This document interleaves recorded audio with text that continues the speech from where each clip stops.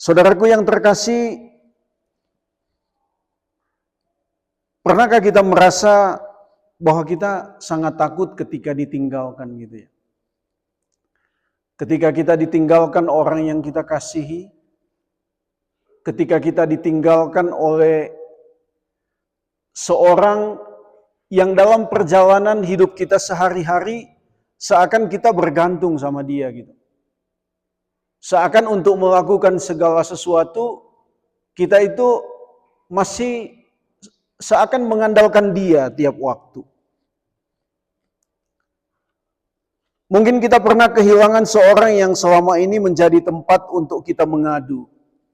Untuk kita menceritakan segala pergumulan, permasalahan hidup kita, semua harapan kita. Bahkan mungkin seorang yang terus-menerus mengarahkan kita. Untuk apa keputusan yang harus kita ambil. Untuk masa depan kita. Dan untuk segala sesuatu. Perasaan ditinggalkan membuat hati penuh dengan ketakutan, kebingungan. Waktu kami baru menikah, mungkin sekitar setahun, saudara, saya diminta untuk pelayanan, ada KKR di 3 desa di Papua. Akhirnya saya harus tinggalkan Laura. Saya janji, saya bilang 3 hari saya pulang. 3 hari saya pulang, saya bilang. Ternyata di tempat saya pergi itu tidak ada signal. Tidak ada signal, saya mau kasih tahu bahwa saya nggak bisa pulang sesuai dengan janji saya 3 hari. Karena mereka masih minta ternyata pelayanan ke tempat yang lain. Waktu saya pulang, saudara, sudah saya lihat, oh wajahnya ini sudah agak berbeda ya. Sudah kurang terima, saudara. Dan itu satu perasaan yang bahwa ketika kita ditinggal gitu ya, begitu lama, kita merasa terkadang kita kebingungan, kita mengharapkan orang ada di sekitar kita. Karena itu hari ini saudaraku, mari kita buka Alkitab kita dalam Yohanes pasalnya yang ke-14, ayat 15 sampai ayatnya yang ke-18. Ayat 15 di sana dikatakan, "If you love me, keep my commands, and I will ask the Father, and he will give you another advocate to help you and be with you forever. The Spirit of truth, the world cannot accept him, because it neither sees him nor knows him. But you know him, for he lives with you and will be in you." Ayat 18. "I will not leave you as orphans, I will come to you." Hari ini kita mau belajar satu tema, never left alone. Kalau kita baca di dalam ayat-ayat sebelumnya, sebelum Tuhan Yesus memberikan janji tentang Holy Spirit, tentang Roh Kudus, kita lihat bahwa ayat 1, Tuhan Yesus sudah bilang, jangan gelisah hatimu. Ayat 3, Tuhan Yesus katakan bahwa aku akan pergi kepada Bapa. Aku akan pergi ke rumah Bapa untuk menyediakan tempat bagi kamu. Dan kalau aku sudah menyediakan, aku akan kembali untuk membawa kamu ke tempatku. Supaya di tempat di mana aku berada, kamu pun berada. Saudara, waktu mendengarkan bahwa Yesus itu akan pergi meninggalkan mereka, memang Alkitab katakan bahwa respon dari para murid, mereka seakan kebingungan, bahkan ketakutan. Mereka dikuasai oleh kekhawatiran. Selama ini Yesus ada memimpin mereka menjadi guru, mengarahkan mereka untuk melakukan segala sesuatu, mengarahkan mereka untuk melayani. Mereka lihat Yesus menyatakan kuasanya, menyatakan mujizat, menyembuhkan orang sakit, bahkan juga mengusir roh jahat, dan lain sebagainya. Kita lihat segala sesuatu yang Yesus lakukan itu meneguhkan mereka bahwa mereka punya seseorang yang dapat mereka andalkan.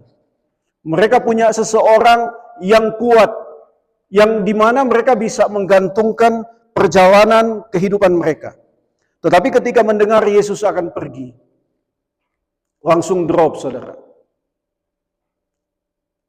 Karena itu kalau kita baca bagian-bagian lain, di sini mereka bertanya, bagaimana kami bisa pergi ke tempat di mana kamu akan pergi? Kamu tidak tahu jalan, kami tidak tahu jalan ke situ. Karena itu muncullah satu ayat yang sangat terkenal. Akulah jalan, kebenaran, dan hidup. Barang siapa percaya kepadaku, ia akan pergi kepada Bapa. Akan sampai kepada Bapa.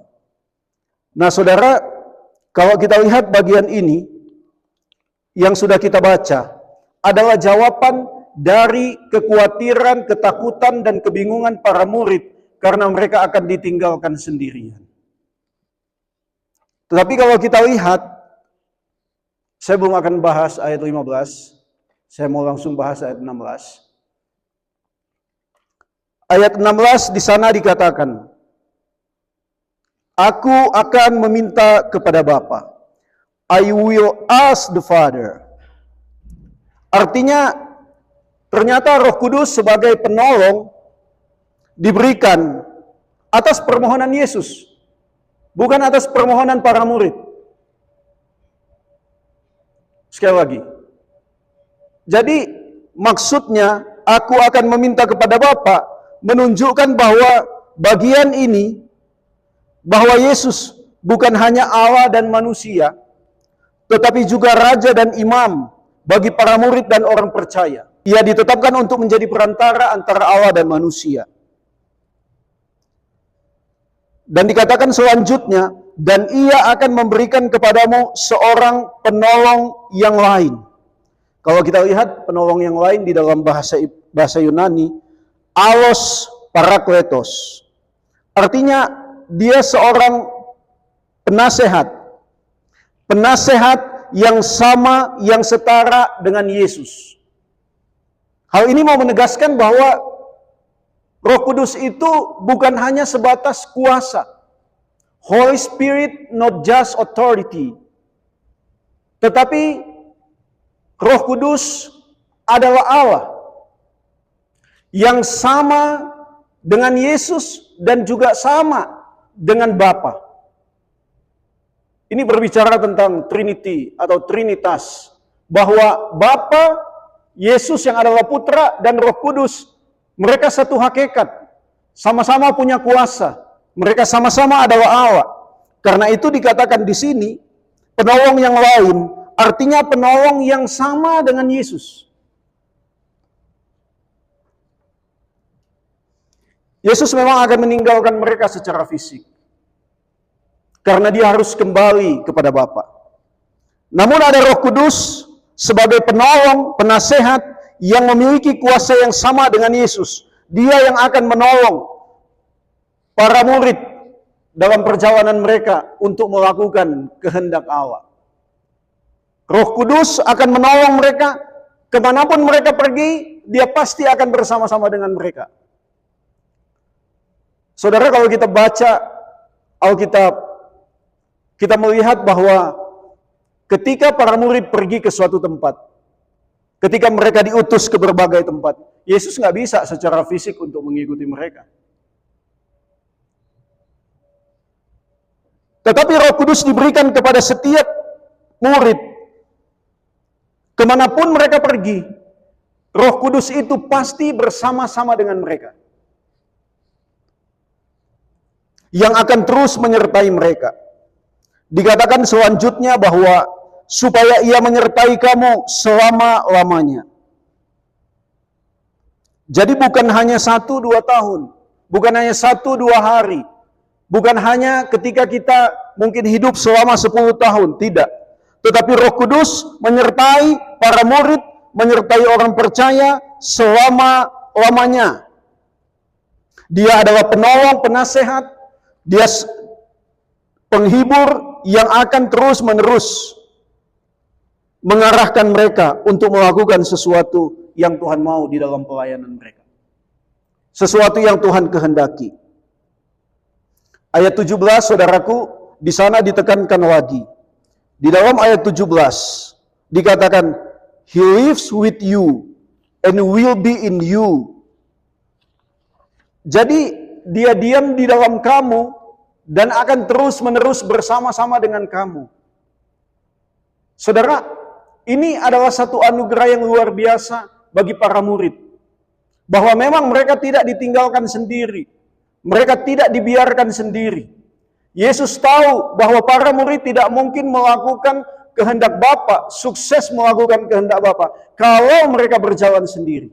Karena itu Roh Kudus diberikan kepada para murid. Supaya apa? Supaya mereka dapat mencapai apa yang Tuhan mau, pekerjaan pelayanan yang benar-benar Tuhan tentukan untuk mereka kerjakan.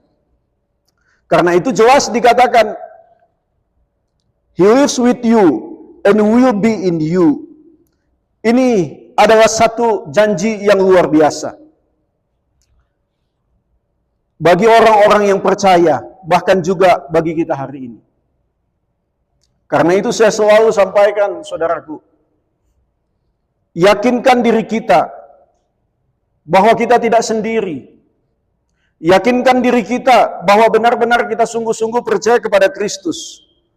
Karena hanya orang-orang yang percaya kepada Kristus yang memiliki Roh Kudus di dalam hatinya. Dikatakan di dalam ayat 18, saudaraku. Dikatakan di dalam ayatnya yang ke-18, bahwa Tuhan Yesus tidak akan meninggalkan mereka seperti yatim piatu. Saudara, yatim piatu itu berarti mereka tidak ada tempat untuk mereka menggantungkan hidup mereka. Dalam artian bahwa biasanya seorang anak bergantung kepada orang tuanya, kepada papanya, kepada mamanya. Apapun yang dia butuhkan, apalagi dia masih dalam proses pertumbuhan, segala sesuatunya pasti bergantung kepada orang tuanya. Tapi ketika Tuhan Yesus katakan bahwa aku tidak akan pernah membiarkan kamu, meninggalkan kamu seperti yatim piatu, artinya seorang yang yatim piatu, memang dia mau bergantung kepada siapa? Mau meminta pertolongan, nasihat, bimbingan kepada siapa? Karena itu kita bersyukur ketika ada orang-orang hamba-hamba Tuhan yang dipanggil untuk bisa membangun satu pelayanan kepada anak-anak yang terlantar, kepada orang-orang yang memang membutuhkan pertolongan yang demikian. Karena memang mereka tidak punya kekuatan untuk berdiri sendiri. Dan ini menggambarkan bahwa sebenarnya para murid tidak mungkin bisa berdiri sendiri tanpa pertolongan dari Roh Kudus yang harusnya ada di dalam diri mereka. Karena itu dikatakan mereka tidak akan dibiarkan sendiri seperti yatim piatu. Di dalam ayatnya yang ke-18, I will come to you. Roh Kudus akan diberikan kepada setiap orang. Ketika seorang sungguh-sungguh percaya kepada Kristus, maka Roh Kudus hadir di dalam dirinya. Jadi Roh Kudus itu adalah pemberian yang spesial, very special, karena bukan untuk semua orang. Dari mana kita bisa lihat, saudara? Kita kembali ke ayatnya yang ke-17.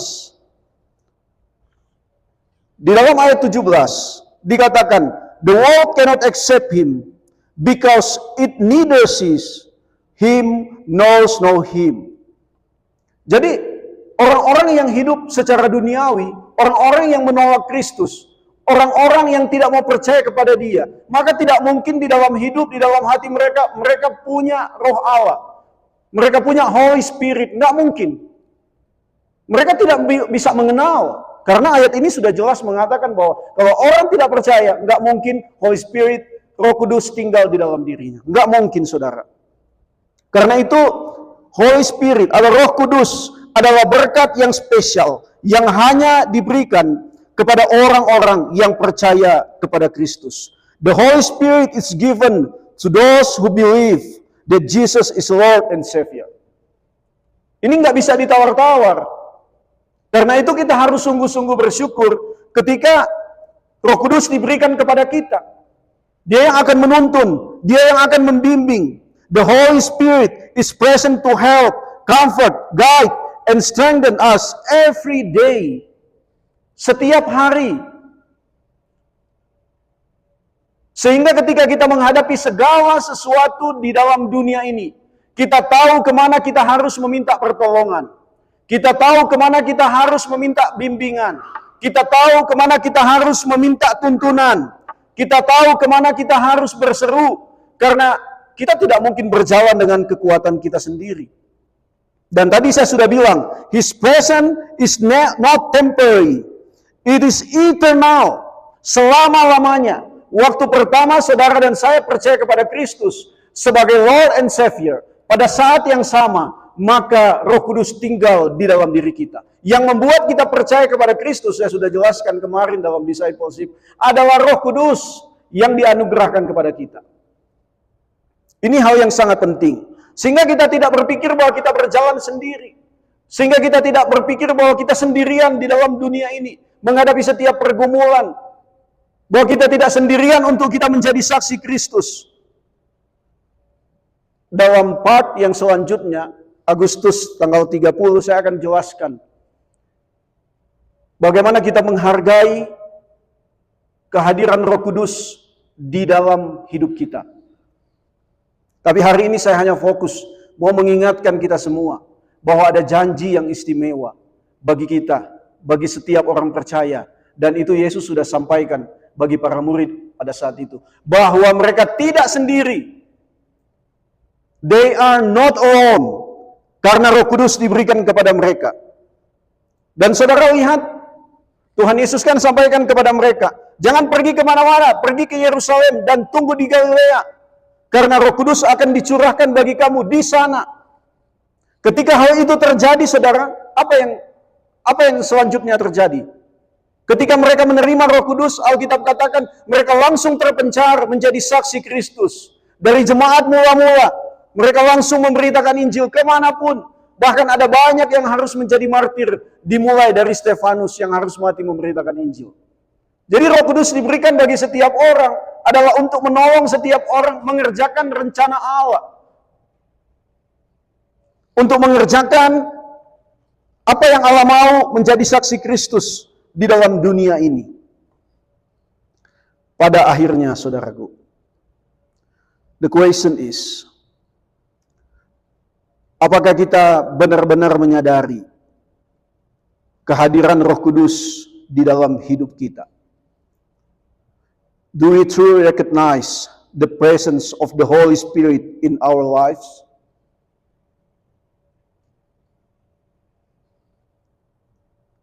Atau selama ini kita masih menggantungkan diri kepada kekuatan kita, sehingga pada akhirnya kita dikuasai oleh ketakutan, sehingga pada akhirnya kita dikuasai oleh segala kebingungan dan keraguan?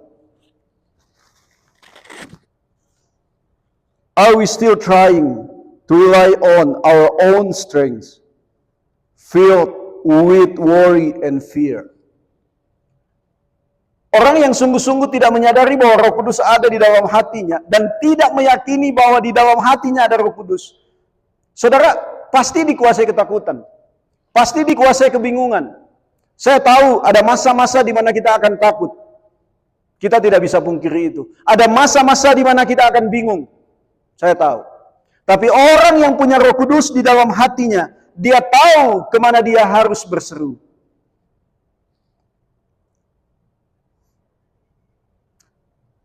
Karena itu hari ini kita belajar bagaimana kita harus sungguh-sungguh berserah kepada pimpinan Allah Roh Kudus. Let us learn to surrender fully to the leading of the Holy Spirit. Let us become more sensitive to His guidance through prayer, God's Word, and daily obedience. Mari kita sungguh-sungguh belajar, bergumul untuk semakin sensitif, untuk semakin peka akan pimpinan Tuhan. Lewat doa-doa kita, lewat ketekunan kita akan firman, lewat ketaatan kita akan firman. Dari situlah kita akan melihat bahwa ternyata kita tidak berjalan sendiri. Saudara, kita sering pakai map ya. Betul? Suatu waktu kami pergi ke suatu tempat, nggak pakai map, jalan aja. Nyasar juga. Akhirnya baru kita pakai map, saudara. Oh, ternyata Jalannya harus ke sana. Dan ketika kita pakai map, saudaraku, kita kasih keras suaranya. Kalau kita mau ke kanan, dia bilang apa? Turn right. Berapa meter lagi? Kalau kita mau ke kiri, berapa meter lagi? Turn left. Atau kalau kita sudah mau sampai di tempat tujuan, tujuanmu ada di sebelah kanan. Tujuanmu ada di sebelah kiri. Saudara, Roh Kudus diberikan kepada kita untuk menuntun kita, supaya kita tahu apa yang kita harus lakukan. Supaya kita mengerti apa yang Tuhan mau untuk kita kerjakan. Sehingga kita tidak berjalan sendiri. Karena itulah Roh Kudus diberikan kepada kita. Roh kebenaran yang adalah sumber dari segala kebenaran. Yang akan mengajar, mengarahkan. Dan roh kebenaran tidak mungkin menuntun kita kepada segala sesuatu yang bertentangan dengan apa yang Tuhan mau. Karena itu saudaraku, hari ini yakinlah bahwa ketika saudara percaya kepada Kristus, Roh Kudus ada dalam hatimu. Dan mari kita menyalakan api Roh Kudus yang ada di dalam diri kita. Kita terus membangun hubungan dengan Allah. Maka di sana kita melihat bahwa Roh Kudus bekerja di dalam kita. Mari kita berdoa.